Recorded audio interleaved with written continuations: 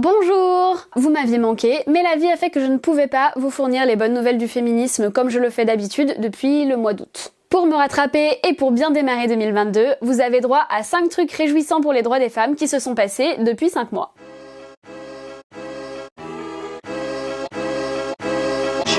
Pour commencer, depuis août, le calcul de la retraite des femmes argentines prend en compte le fait qu'elles aient eu des enfants. C'est hyper important parce qu'avoir des enfants, ça conduit parfois à interrompre sa carrière, à être discriminé à l'embauche et tout simplement à faire une tonne de travail gratuit car les mères s'occupent encore beaucoup plus de leurs enfants que les pères. Concrètement, les Argentines auront droit à une annuité supplémentaire par enfant, 2 par enfant adopté, encore une en cas de handicap et 2 si elles ont touché au moins 1 an d'allocation familiale parce que les femmes précaires sont encore plus désavantagées que les autres. On continue. En 2018, l'Écosse a décidé d'inclure dans ses programmes l'histoire des communautés LGBTQIA+, et depuis septembre 2021, les premières promos en bénéficient. Les luttes contre les LGBT-phobies, mais aussi pour le mariage pour tous ou la parentalité homosexuelle seront inclus dans les programmes de différentes matières pour une éducation inclusive. Ça peut évidemment contribuer à faire régresser les discriminations à l'échelle de la société, mais c'est aussi une manière pour les jeunes LGBT de se sentir compris et valorisés dès l'école et de lutter contre le harcèlement spécifique qui les touche.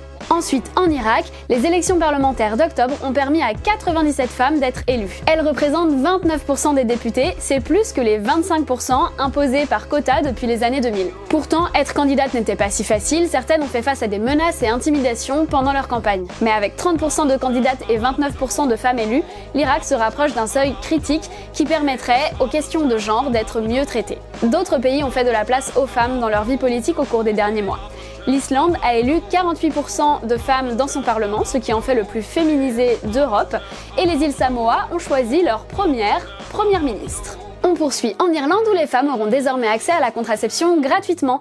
Ça comprendra le coût des consultations de prescription, de pause si nécessaire, de contrôle éventuel et le coût de la contraception elle-même évidemment. La mesure va être mise en place progressivement en commençant par les femmes de 17 à 25 ans qui sont moins nombreuses à être indépendantes financièrement et pour lesquelles le prix peut être une barrière à l'accès à la contraception. En France aussi, à partir de ce mois de janvier, le suivi de la contraception et la contraception sont gratuites pour les femmes jusqu'à leurs 25 ans.